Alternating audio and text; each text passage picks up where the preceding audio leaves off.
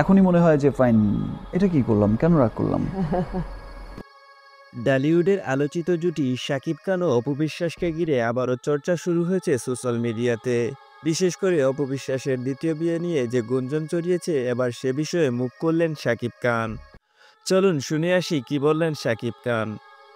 আমার personal last ইস্যুর কিছুদিন পর মনে হয়েছে যে ধৈর্যের একটা সীমা আছে। আসলে আমি চুপ থাকি, সবাই চাণক্য নীতিতে একটা কথা আছে, জঙ্গলে নাকি সোজা গাছটাকেই সবচেয়ে আগে কাটা হয়। আগে কথা বলা হতো যে বোবার কোনো শত্রু নেই, এখন দেখা যায় বোবারই হচ্ছে সবচাইতে বেশি শত্রু, বিকজ বোবা কথা বলতে পারে না। বোবাকে চর দিলেও সে কথা বলতে পারে না যে আমাকে চর মেরেছে, বোবাকে লাথি দিলেও বলতে পারে না সে লাথি খেয়েছে।